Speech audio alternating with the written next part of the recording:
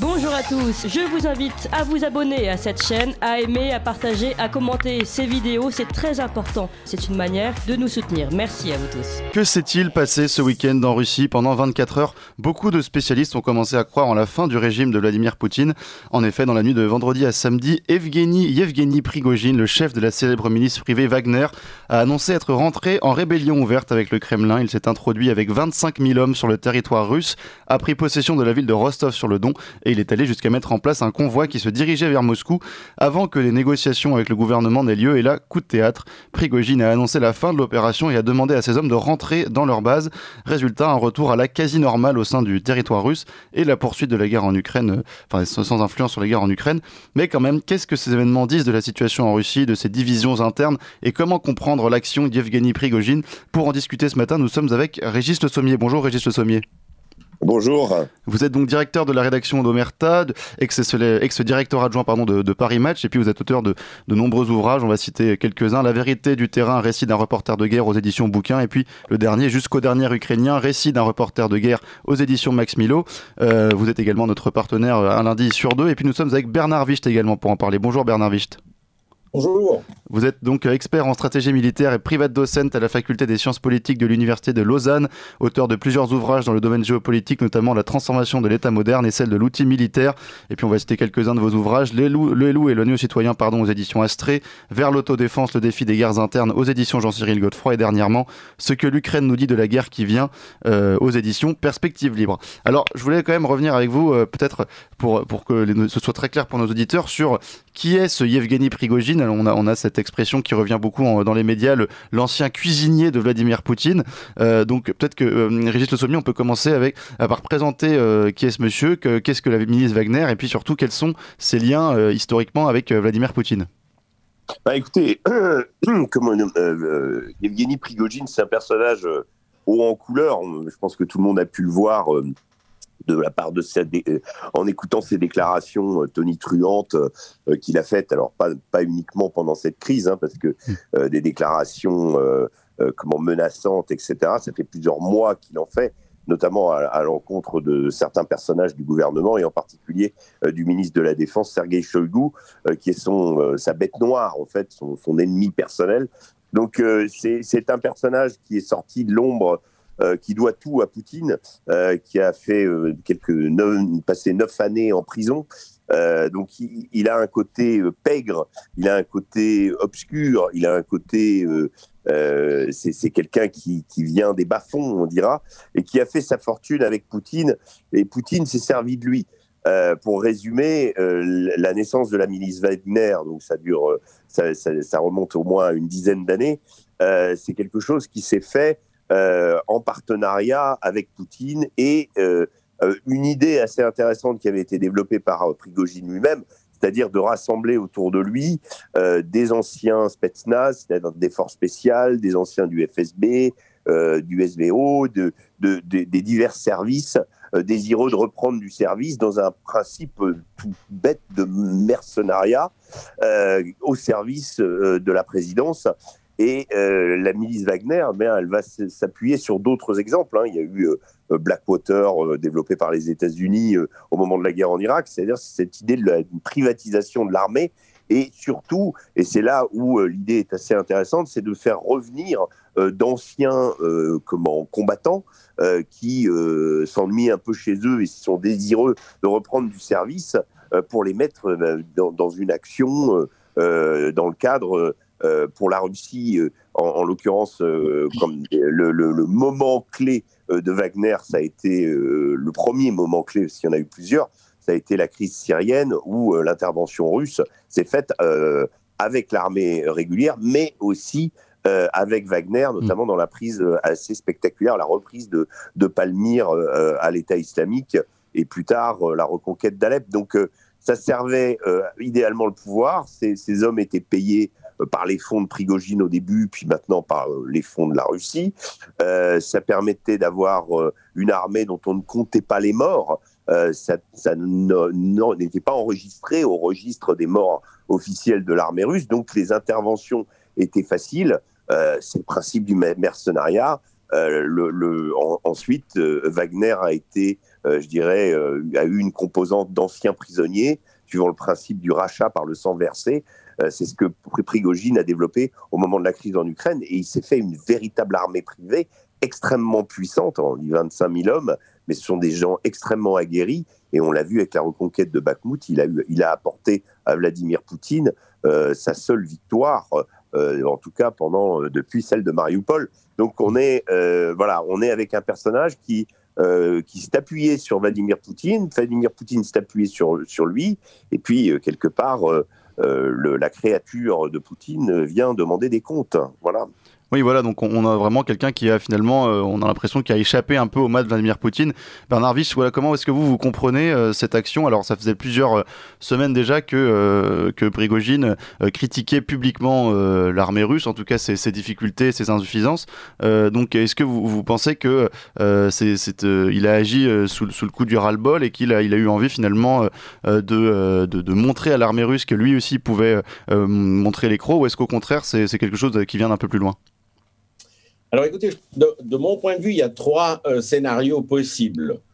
Le premier, c'est celui que les médias ont présenté, donc une mutinerie, mais peu probable, puisque ça s'est résolu en 24 heures, donc c'est peu crédible. Et puis 25 000 hommes, oui, c'est une force, mais qui marche sur Moscou, qui se trouve à 1500 km. C'est non plus pas très réaliste, parce qu'il faut bien ravitailler tout ce beau monde. Donc, ce ne serait pas l'armée russe qui les aurait ravitaillés s'ils envisageaient de faire un coup d'État ou une mutinerie, etc. Donc, c'est le premier scénario. Le deuxième scénario auquel j'ai adhéré dès le départ, c'est un scénario à la Wallenstein. Wallenstein, c'est le fameux condottière de la guerre de 30 ans. Et je dirais, Prigojine, à part le fait qu'il soit arrivé, on va dire, à la force du poignet, il a beaucoup d'éléments communs avec Wallenstein. Wallenstein était issu de la noblesse, mais c'était le grand condottière de l'empereur. Pendant la guerre de 30 ans, c'est lui qui lui a réuni ses armées, etc. Et comme tout grand chef de mercenaires, eh bien, il a fini assassiné parce qu'il devenait trop puissant. Donc, j'avais adhéré au deuxième scénario qui disait, oui, il y a une tentative de frappe russe sur les positions Wagner. Et donc, Wagner réagit immédiatement, entre dans Rostov, de mon point de vue, en disant, au moins là je serai à l'abri des frappes. C'est une ville russe. On va pas bombarder, les Russes ne vont pas bombarder une ville russe. Et donc, à partir de là, l'emportement de Wagner, disant je vais prendre le pouvoir, etc., etc. Et Loukachenko, le président de Bélarus, qui joue les entremetteurs et qui parvient à une solution. La société militaire privée Wagner rentre dans ses quartiers, dans ses positions, et Prigojine part en exil en Bélarus. Je dirais que ce deuxième scénario avait pour moi l'avantage, c'est que historiquement, c'est un scénario classique entre le détenteur du pouvoir politique, en l'espèce Vladimir Poutine, et le grand condottière. On retrouve ce scénario à la Renaissance, on le retrouve à la guerre de 30 ans, pendant la guerre de 30 ans, comme je viens de dire, et à chaque fois qu'on a affaire à des armées mercenaires qui ne sont pas simplement quelques détachements, qui font du gardiennage ou qui font de la formation antiterroriste ou qui assurent une garde présidentielle, mais qu'on a vraiment une force militaire sur le terrain, ce qui est le cas de Wagner, qui n'a pas été, en revanche, le cas de Blackwater, pour prendre le parallèle américain.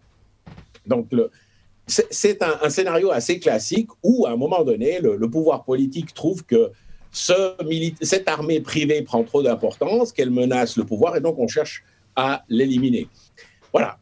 Maintenant, entre-temps, j'ai découvert un troisième scénario, et qui, pour moi, a, je dirais, l'avantage qu'il est parfaitement cohérent, parce que ce que je dis du deuxième scénario, de la tentative d'élimination du Wallenstein russe actuel, donc Prigojine, il a comme désavantage, c'est que, comme pour le précédent, tout se résout en 24 heures, un peu style Commedia dell'arte.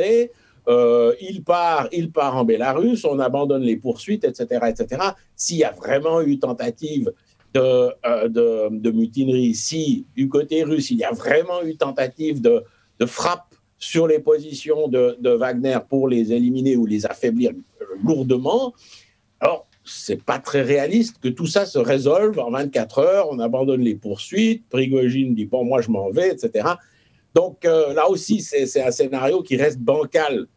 On aurait attendu des tractations, on aurait attendu des... Oui.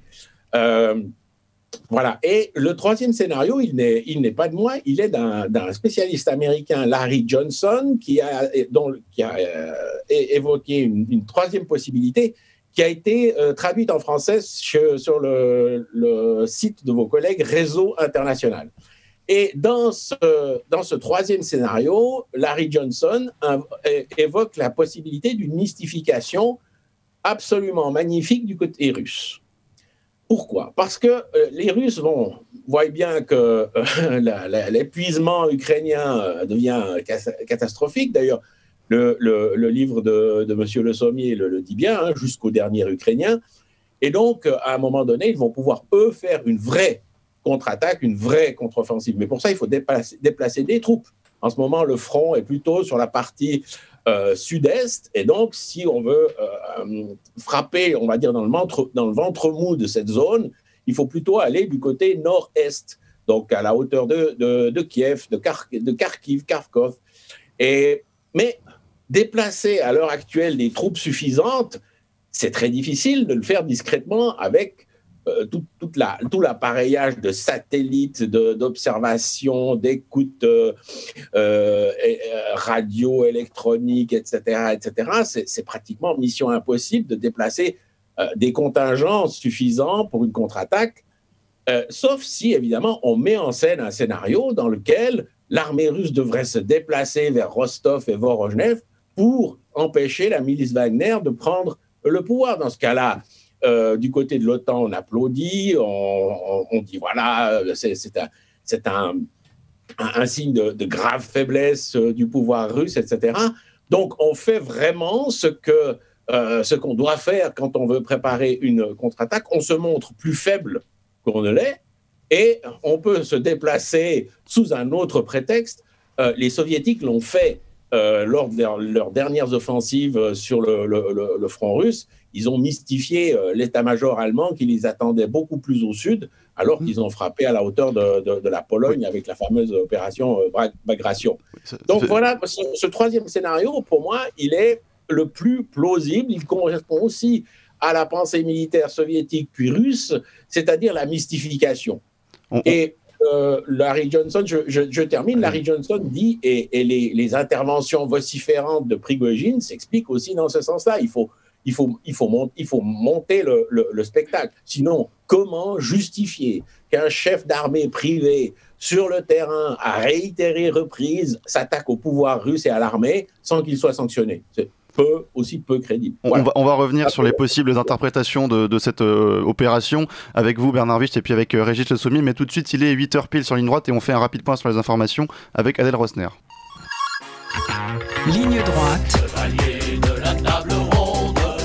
Oui. Non. La table ronde. Nous sommes toujours avec Régis Le Sommier, directeur de la rédaction du média Omerta et auteur dernièrement donc du Jusqu'au dernier Ukrainien, récit d'un reporter de guerre aux éditions Max Milo. Et nous sommes toujours avec Bernard Wicht, expert en stratégie militaire, privat docent à la faculté des sciences politiques de l'université de Lausanne et auteur dernièrement de Ce que l'Ukraine nous dit de la guerre qui vient, un entretien réalisé par Laurent Chang et Slobodan Despot pour les éditions Perspectives Libres. Régis Le Sommier, je voulais savoir ce que vous pensiez de cette hypothèse de Bernard Wicht. Alors on rappelle que donc Bernard Wicht pense que c'est une opération destinée à déplacer des troupes sur un front plus au nord, sachant quand même, je précise que donc ça fait plusieurs semaines que Yevgeny Prigojine a multiplié les déclarations pour critiquer l'appareil russe, notamment il critique nommément les deux personnes en particulier, donc Shoigu, le ministre de la Défense, et puis Gerasimov, qui est le chef d'état-major. Il y a quand même, ça montre quand même une certaine hostilité personnelle envers certains membres du gouvernement.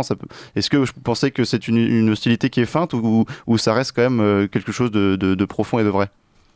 Non, pour moi, c'est quelque chose de profond Alors cette hypothèse, bon, il y a plein d'hypothèses. Hein. Je veux dire, on est dans un moment particulier.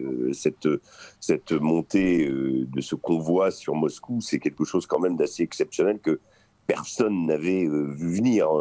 La rébellion de Wagner, jusqu'à présent, elle se tenait à des menaces. Alors, il faut avoir suivi la bataille de Bakhmout pour comprendre aussi cette animosité. Vous parlez de quelques semaines, moi je dirais que c'est plutôt quelques mois. L'antagonisme entre Shoigu et Prigojine s'est manifesté à plein de moments pendant cette bataille. Avec Prigojine menaçant d'arrêter la bataille si on ne lui fournissait pas des munitions. C'est la question des munitions au départ. Il se plaignait aussi de ces hommes sacrifiés à cause d'incompétence de la part de l'état-major. Il a même, à un moment, si vous vous souvenez, envahi un quartier, une partie de Bakhmout, et s'est retiré pour protester. Donc, vous voyez, c'est pas quelque chose qui date d'hier. L'idée d'un scénario calculé en lui disant tu vas jouer le mauvais cheval et puis l'autre va être... on va feindre cette... Je pense que non. Je pense qu'il faut voir que c'est des antagonismes profonds qui sont illustrés par la dureté des combats. Je pense que dans ces analyses-là, on comprend pas bien, on peut pas comprendre ce qui se passe aujourd'hui sans comprendre que Prigojine, c'est quelqu'un qui est extrêmement proche de ses hommes. Il a pris énormément de risques, notamment pendant Bakhmout, pour aller les soutenir, même à l'époque où Wagner a fait sa première conquête, qui était la ville de Soledar, qui est une ville où il y a des mines de sel. On a vu dès la conquête de Soledar, Prigojine dans les mines de sel avec ses soldats, dans des endroits pas du tout sécurisés, qui venaient juste d'être conquis. Donc il a pris énormément de risques à chaque fois.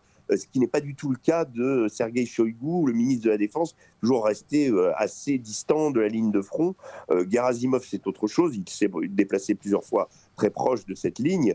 Mais si vous voulez, Prigojine, c'est l'homme qui est avec la troupe. Et la troupe, ça fait 1 an qu'elle combat, 1 an qu'elle est sous une pression énorme, et 1 an qu'elle voit ses camarades disparaître par centaines, par milliers. C'est le cas des deux côtés. Et quand on comprend cette difficulté, cet acharnement des combats, on retrouve le scénario assez classique qu'on a vu, par exemple, avec les soldats allemands en 1918, les fameux corps francs, c'est-à-dire l'impression d'être trahi par l'arrière. Le fait qu'on va au front, on se sacrifie, et ceux qui sont à l'arrière sont soit des incompétents, soit des corrompus. Et c'est le discours qu'a tenu Prigojine quand il a fait son épopée avec ses hommes à Rostov. C'est le convoi de la justice. Nous battons contre la corruption, etc., etc. Donc on est dans cet antagonisme total. Et alors maintenant que Prigojine est un jeu particulier avec Poutine, c'est tout à fait possible parce que, encore une fois, c'est une expérimentation Wagner que Vladimir Poutine a utilisé à plusieurs reprises, et ces deux personnages se sont construits l'un avec l'autre et appuyés l'un sur l'autre au fil de l'histoire. Prigojine fait partie on va pas dire qu'il fait partie des Siloviki, c'est-à-dire les anciens du KGB qui sont toujours autour de Poutine, les Alexis Rotenberg et autres, le clan Saint-Pétersbourg, mais c'est le bad boy. Et il est quand même dans cette sphère. Et donc, il a toujours essayé d'apporter des choses au président. Alors maintenant qu'ils aient conçu entre eux une immense stratégie, je n'en sais rien, je ne vais pas m'avancer là-dessus. Moi, je préfère me baser sur des faits. On va voir. Moi, je pense qu'il sera intéressant, c'est dans quelles circonstances Prigojine va en Biélorussie. Combien d'hommes de Wagner vont aller avec lui? Parce qu'il y a aussi les Wagner, on imagine toutes les 25 000 qui ont suivi Prigojine, mais c'est pas vrai. Il y en a certains qui n'ont pas suivi Prigojine dans son épopée à Rostov. C'était quelques milliers de soldats avec lui, mais il n'y avait pas les 25 000 membres de la milice Wagner. Et ces 25 000, d'ailleurs, il faut rappeler aux auditeurs qu'ils sont répartis dans toute la Russie. Le siège de Wagner, il est à Saint-Pétersbourg.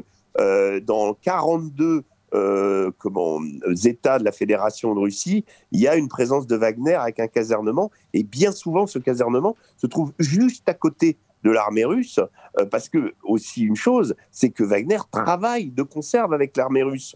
Dans toutes ces opérations On a parlé de Bakhmout, évidemment, dans la ville de Bakhmout, c'était Wagner, mais tout autour, sur les flancs, c'était des unités de parachutistes.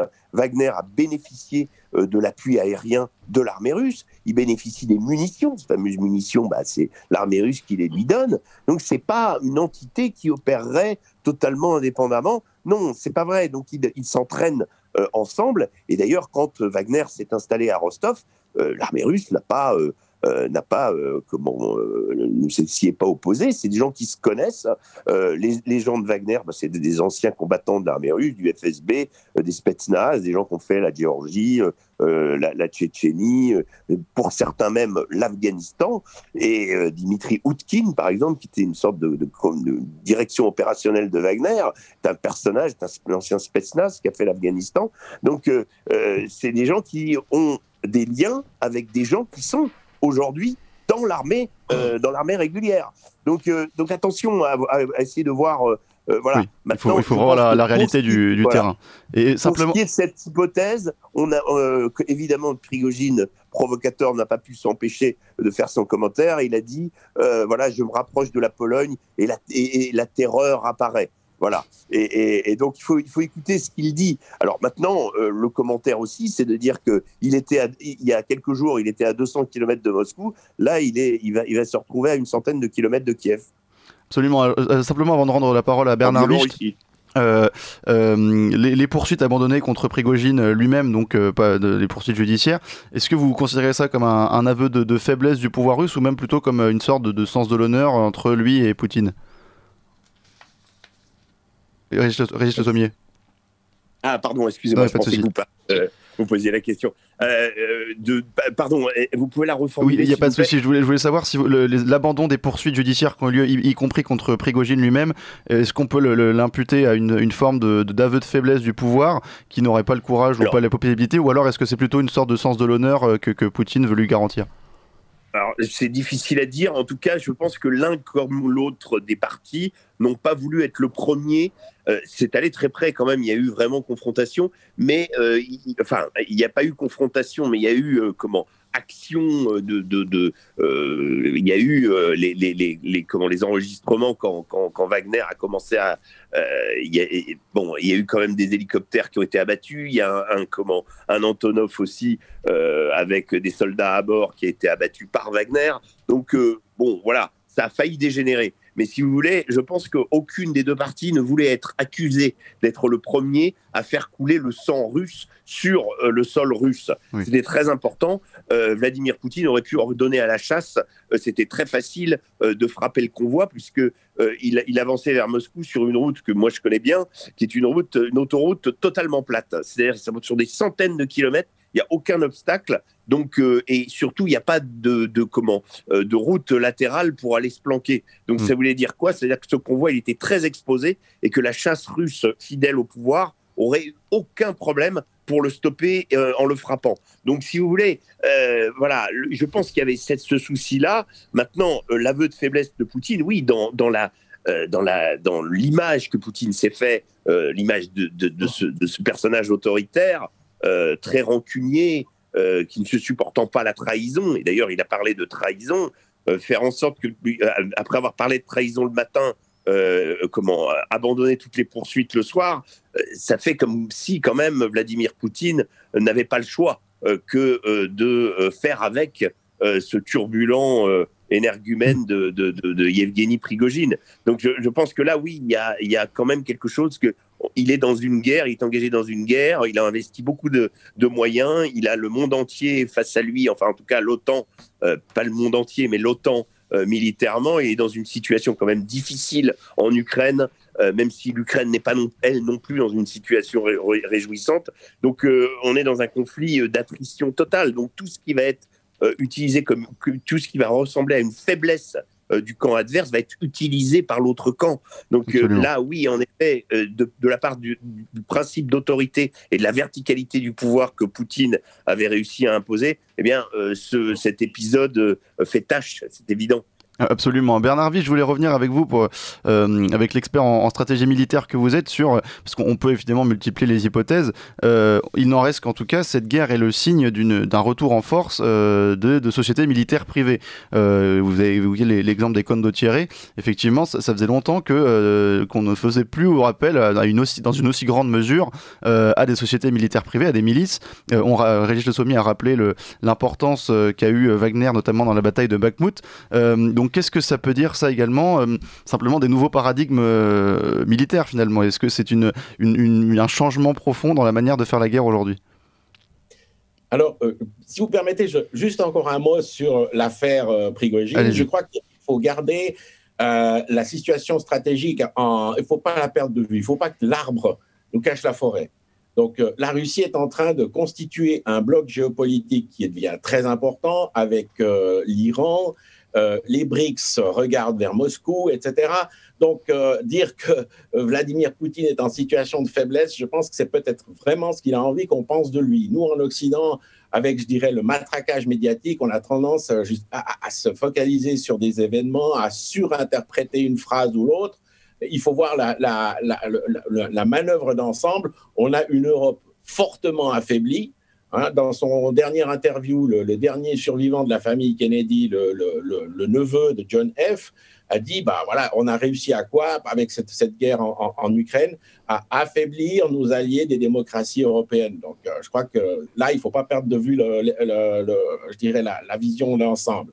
Alors, sur les sociétés militaires privées, c'est pas le retour s'est fait à partir de la fin des années 80, début des années 90, tout d'abord en Afrique du Sud avec Executive Outcome, qui s'est montré tellement efficace qu'il y a eu des pressions américaines pour la dissoudre, et ensuite avec Blackwater et les autres Dean Corps, etc., qui ont commencé vraiment à devenir très, très, très, très actives à partir des années 90. C'est notamment elles qui ont permis la fameuse contre-offensive croate en Krajina à la fin de la guerre civile yougoslave, et qui a conduit au plus grand déplacement de population de cette guerre, c'est-à-dire le renvoi de tous les Serbes de la Krajina qui vivaient depuis le XVIe siècle, soit en Serbie, soit dans la partie serbe de la Bosnie-Herzégovine.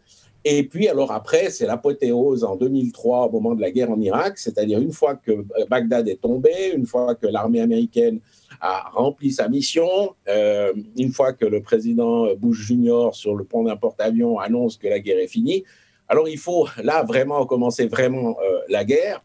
Et donc, le deuxième contingent sur place, après le contingent américain, ce sont les contractors. Mais ils ne sont pas comme Wagner, qui constitue une vraie armée privée. On l'a vu dans Bakhmout, d'ailleurs, Régis Le Sommier vient de le rappeler. Ce sont vraiment, ils combattent en tant qu'unité constituée. Alors qu'en Irak, ce sont différentes sociétés qui ont des mandats assez différents. Ça peut être du gardiennage, ça peut être la formation de soldats irakiens, ça peut être...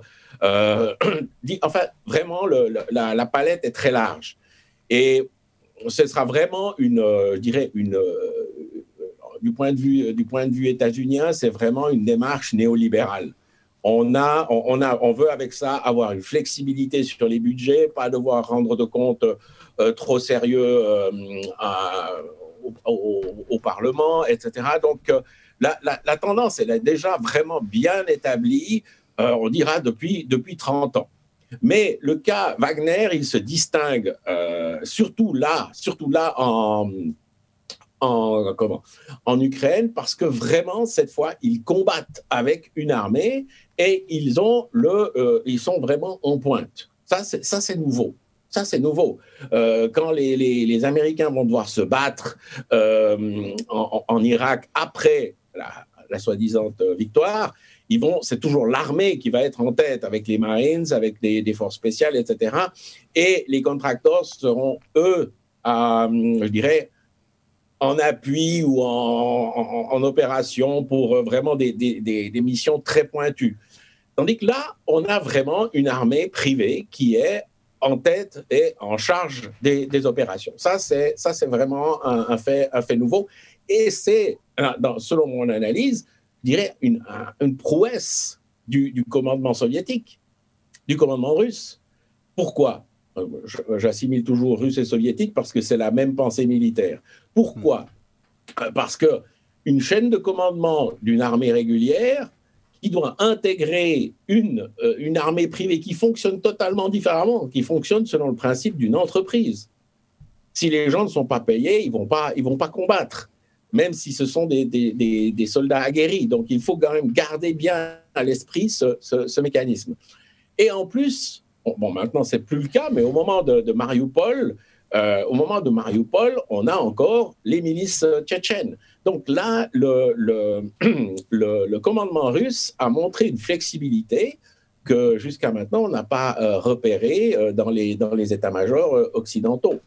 Donc là, il y a et ceux qui se préoccupent vraiment du phénomène mercenaire le relèvent en disant voilà, par exemple les Wagner en Syrie, ils ont donné du fil à retordre aux forces spéciales américaines de manière vraiment très très importante, avec et sans l'appui aérien russe et sans je dirais le catalogue de moyens dont les forces spéciales américaines auxquels les forces spéciales américaines pouvaient faire appel sur le terrain. Donc là, effectivement, il y a quelque chose de nouveau. Je ne pense pas que ça puisse être reproduit tel quel ailleurs. Le bassin de recrutement, il est très important avec tous les services qu'on a mentionnés, anciens du FSB, les Spetsnaz, etc., etc. Donc, c'est une particularité, je pense, de ce point de vue-là. Mais ça peut, c'est risque et péril, puisque finalement, ça peut aussi échapper au contrôle de l'armée et donner lieu à ce qu'on a vu ce week-end. Régis Le Sommier, je voulais voir avec vous, est-ce que vous pensez que là, c'est la fin de Wagner ? Est-ce qu'elle va être réintégrée dans l'armée russe, ou alors au contraire, je sais pas, mis au banc de l'armée ? Ou est-ce que Wagner peut exister même sans Yevgeny Prigojine à sa tête, ou Yevgeny Prigojine exilé ? C'est difficile à dire. En tout cas, Wagner devait, à la date du 1er juillet, normalement réintégrer l'armée comme toutes les SMP, donc sociétés militaires privées, présentes sur le front. Il faut savoir que Wagner n'est pas la seule. Il y a au moins 8 sociétés militaires privées qui opéraient sur le front de conserve avec l'armée régulière et qui ont accepté toutes, Wagner ayant refusé. Donc ça, c'est aussi un des problèmes dans cette crise, de rentrer dans le rang, c'est-à-dire de revenir dans le giron de l'armée régulière. Voilà. Alors, ce qui est prévu normalement dans l'accord qui a mis un terme à cette crise, c'est que les soldats de Wagner signent un contrat avec l'armée régulière et soient payés directement par l'armée régulière. Donc voilà, on va voir comment les choses vont se produire. Et encore une fois, je vous dis, il y a 2 catégories de Wagner. Il y a ceux qui ont suivi Prigojine et ceux qui sont restés dans leur casernement. Et ça, donc le traitement n'est pas le même. Maintenant, Prigojine et Wagner, c'est vrai que il y avait une sorte d'alchimie, d'avoir et ça, comment Prigojine l'a très bien compris assez rapidement quand on lui a confié la tâche de prendre Bakhmout à partir de décembre 2022. Et Prigojine va justement faire corps avec ses soldats, va se montrer, il a un aspect médiatique, parce que Prigojine, c'est pas simplement une armée privée, il a aussi tout un tas de moyens, un empire autour de lui, c'est quelqu'un qui a des casinos, qui a tout un tas des restaurants, vous avez parlé tout à l'heure du cuisinier de Poutine, mais c'est comme ça que sa fortune a commencé. Et donc c'est quelqu'un qui a une surface médiatique énorme. Et donc il va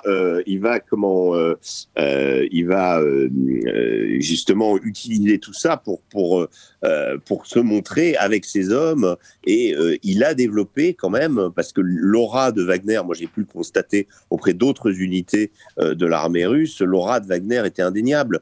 La mystique du patch à tête de mort, le combattant sans visage cagoulé, tout ça a été popularisé. Beaucoup de combattants compris côté ukrainien, s'habille de cette façon. Il y a une forme de, vous me direz, la tête de mort est souvent utilisée comme emblème par les soldats et depuis très longtemps, depuis l'époque des lance-quenets et autres, et en particulier par les mercenaires. Mais Prigojine, lui, a vraiment, voilà. Donc, est-ce que cette alchimie et ce succès que Wagner a obtenu va pouvoir perdurer dans le temps sans le chef ou avec un chef en exil? Enfin, on va voir comment il va se positionner. Pour le moment, on ne sait pas très bien ce qu'il va faire en Biélorussie, comment il va se comporter. Donc là, je pense qu'il faut attendre un tout petit peu pour comprendre est-ce qu'il est définitivement écarté ou est-ce qu'il peut encore jouer un rôle. Mais en tout état de cause, c'était quelque chose de particulier, ce Wagner. Quelque chose d'ailleurs que médiatiquement, on a totalement sous-estimé. Souvenez-vous, quand les batailles se déroulaient à Bakhmout, on disait oui, ce n'est qu'une armée de prisonniers qu'on sort des prisons pour aller les envoyer à l'abattoir. C'était très très méprisant ce qu'on entendait sur Wagner. Et puis au final, c'est quand même Wagner qui a battu.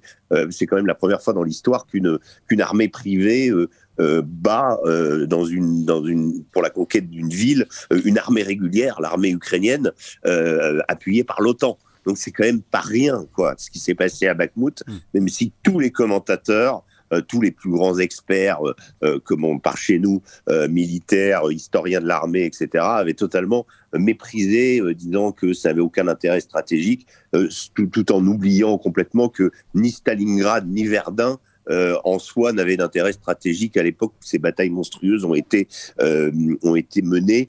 C'est des batailles de... Je vais vous donner un exemple qui m'a été rapporté par des colonels de l'école de guerre. C'est que quand les Français ont eu la charge de former les Ukrainiens pour partir sur le front, donc c'est des formations qui ont eu lieu en Pologne et qui ont toujours lieu d'ailleurs, ils ont été voir leurs homologues lettons qui s'étaient occupés de cette formation. Et les lettons ont dit aux Français, vous savez, vous avez le choix, vos instructeurs ont le choix, soit ils développent des relations personnelles avec les Ukrainiens qu'ils vont former, soit ils se contentent de délivrer leur enseignement et de ne pas aller plus loin. Et les lettons ont dit, on vous conseille la deuxième solution, parce qu'avec Bakhmout, nos propres instructeurs ont développé des syndromes de stress post-traumatique parce que la plupart des gens qu'ils avaient formés sont morts. Donc, c'est des quantités impressionnantes. Donc, ils ont conseillé aux Français de simplement délivrer et de ne pas avoir des liens pour continuer à chatter sur WhatsApp et autres, parce que les soldats ukrainiens chargés de cette instruction avaient fait la même chose et quand ils ont essayé de recontacter leurs homologues ukrainiens, il n'y avait pas de réponse parce qu'ils avaient été tués. Voilà. Ça en dit long sur, honnêtement, l'horreur de Bakhmout et la saignée que cette bataille a représentée. Et cette bataille, elle a tourné à l'avantage des Russes grâce à Wagner. Voilà. Absolument. Je voulais laisser le mot de la main en quelques minutes à Bernard Wicht. Oui, merci.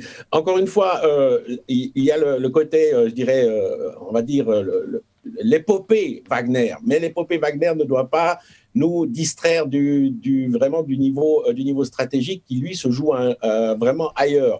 Je pense que pour la suite, il y a deux choses à observer. Quelle sera la relation entre Vladimir Poutine d'un côté et Shoigu et Gerasimov de l'autre? Il y a bientôt une élection. Est-ce qu'il y a une lutte de palais entre ces hommes? Ça, c'est pas du tout impossible. Puis la deuxième chose, c'est de voir s'il y aura une contre-attaque russe plus au nord, ce qui pourrait vraiment être désastreux pour les forces ukrainiennes.